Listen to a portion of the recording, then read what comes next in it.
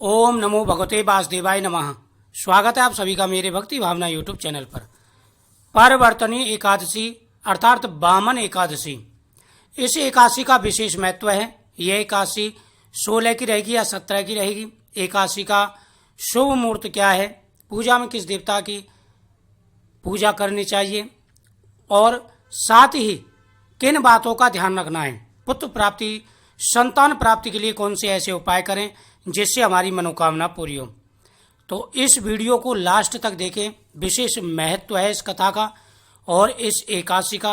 इससे सभी पाप दूर हो जाते हैं। ये पुत्र प्राप्ति में, संतान प्राप्ति में, धन प्राप्ति में हमारे कर्मों के द्वारा ही रुकावटें आती हैं। कुछ ऐसे कर्म हमारे होते हैं जिनकी वजह से कई प्रकार के दोष हम पे लग जाते हैं। अगर आप एकादशी का व्रत रखते हैं तो वह पाप दूर हो जाते हैं और हमारी मनोकामनाएं पूरी हो जाती हैं। धर्मराज युधिष्ठिर कहने लगे कि हे भगवान, भाद्रपद मास के शुक्ल पक्ष की एकादशी का नाम विधि तथा महत्व विस्तार पूर्वक कहिए। भगवान श्री कृष्ण कहने लगे कि हे राजन, पुण्य, स्वर्ग और सब पापों को नष्ट कर देने वाली उत्तम वामन एकादशी का महत्व मैं तुमसे कहता हूँ। यह एकादशी जयंती एकादशी भी कहलाती है। इसका व्रत करने से वाजपेयी यज्ञ का फल प्राप्त होता है। पापियों का पाप करने के लिए इससे बढ़कर अन्य कोई उपाय नहीं है।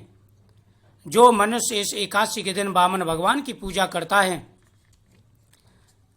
वह तीनों लोकों में पूजित हो जाता है। अतएव मोक्ष की इच्छा रखने वाले मनुष्य को इस व्रत को अवश्य करना चाहिए। जिसने भाद्रपद शुक्ल एकादशी का व्रत व पूजन किया उसने ब्रह्मा, विष्णु महेश सहित तीनों देवताओं का पूजन किया। अतः हरिवासर अर्थात एकादशी का व्रत अवश्य करना चाहिए। इस दिन भगवान करवट लेते हैं, यानी विष्णु भगवान इस दिन करवट लेते हैं, इसलिए इसको परवर्तनी एकादशी कहते हैं। इस दिन भगवान की विधि विधान से पूजा करनी चाहिए। तुलसी पत्र भगवान पर अर्पण करने चाहिए। साथ ही तुलसी की माला भी भगवान को बना करके अर्पण कर सकते हैं। इस दिन भगवान की पूजा करने से सभी पाप दूर हो जाते हैं। जब इंसान के पाप दूर हो जाते हैं, वह निष्पात्मा हो जाता है, तो उसके सभी कार्य बनने शुरू हो जाते हैं। भगवान के ये वचन सुनकर युधिष्ठिर बोले कि हे भगवान, मुझे अति संदेह हो रहा है।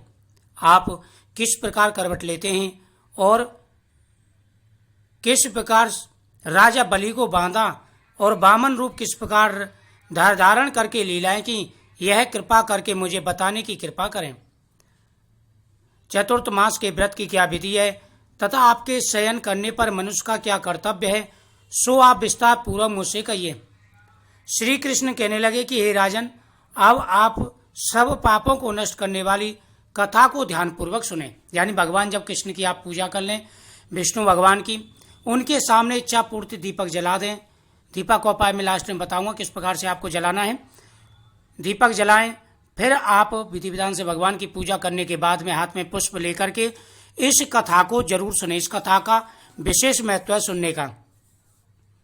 त्रेता युग में बलि नामक एक दैत्य मेरा परम भक्त, अत्यंत दानी, सत्यवादी तथा ब्राह्मणों का सेवक था।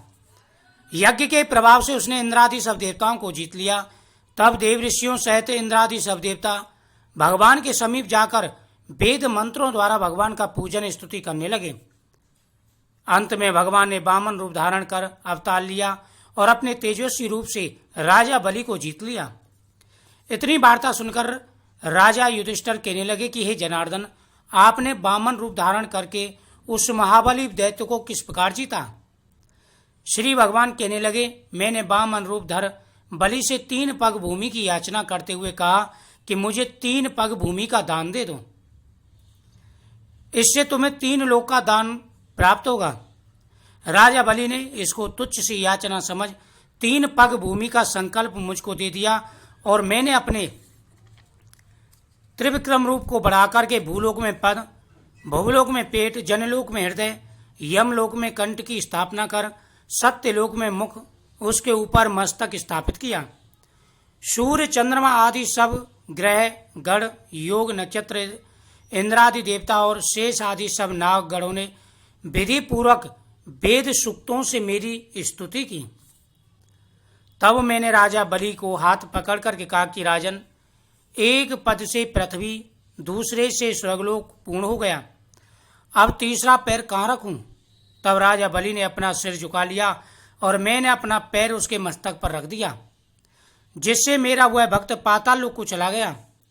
फिर उनकी विनती और नम्रता को देखकर मैंने कहा कि हे बलि, मैं सदैव तुम्हारे निकट ही रहूंगा।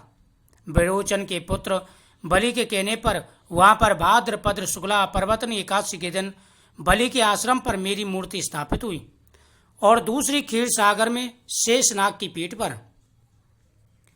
इस एकादशी को भगवान शयन करते हुए करवट लेते हैं, इसलिए त्रिलोकी के नाथ विष्णु भगवान का उस दिन पूजन किया जाता है। उसके तांबा, चांदी, चावल, दही का दान देना उचित माना जाता है। रात्रि को जागरण अवश्य करना चाहिए। जो इस प्रकार व्रत करते हैं वे सब पापों से मुक्त होकर स्वर्गलोक को जाते हैं। उनका चंद्रमा के समान निर्बल यश संसार में फैलता है। जो पापों को नष्ट करने वाली इस कथा को पढ़ते सुनते हैं उनको 1000 अश्वमेध यज्ञ का फल प्राप्त होता है। इस दिन विष्णु भगवान का पूजन करने के बाद में फिर भगवान कथा सुनने के बाद में भगवान को भोग लगाएं। उसके बाद में आपको गौमाता का पूजन करना चाहिए। प्रत्येक एकादशी को शास्त्रों के हिसाब से कहा जाता है कि जो व्यक्ति प्रतिदिन गौमाता की पूजा करते हैं उनके घर में सुख, शांति, धन, पुत्र सुख सब कुछ विराजमान रहता है। सभी देवताओं का आशीर्वाद उनको प्राप्त होता है। इसलिए एकादशी के दिन तो आपको अवश्य ही गौमाता का पूजन करना चाहिए। यदि प्रतिदिन गौमाता को रोटी गुड़ खिला सकें तो बहुत ही अच्छी बात है, नहीं तो एकादशी के दिन तो आपको अवश्य ही पूजन करना चाहिए। इससे हमारे सभी पाप दूर हो जाते हैं और गौ माता की कृपा से पुत्र धन की प्राप्ति होती है। जो व्यक्ति सच्चे मन से भगवान की आराधना करते हैं, ओम नमो भगवते वासुदेवाय नमः मंत्र का जाप करते हैं, भगवान को तुलसी पत्र अर्पण करते हैं, उनकी सभी मनोकामनाएं पूरी हो जाती हैं। जब आप भगवान की पूजा कर लें तब आपको चौमुखी दीपक बना करके भगवान के सामने आपको जलाना है। अपनी मनोकामना बोलते हुए उसमें 2 लौंग डाल देनी है। उसके बाद में भगवान की पूजा करें, फिर आप गौ माता का पूजन करें। जो व्यक्ति इस प्रकार से पूजन करते हैं उनकी सभी मनोकामनाएं पूरी हो जाती हैं। पुत्र, धन, सुख, समृद्धि सब कुछ प्राप्त होता है और अंत में वैकुंठ लोक की प्राप्ति होती है। इस व्रत के करने से पाप दूर हो जाते हैं। जब इंसान के पाप दूर हो जाते हैं तो उनके ऊपर ग्रहण की अशुभ दृष्टियां हट जाती हैं और शुभ दृष्टियां उनके ऊपर आ जाती हैं, शुभ ग्रहण की दृष्टि आ जाती है। तो मुझे उम्मीद है आपको यह जानकारी अच्छी लगी होगी, पूजन विधि समझ में आई होगी। इस वीडियो को ज्यादा से ज्यादा शेयर करें, चैनल को सब्सक्राइब करें। श्री गणेशाय नमः।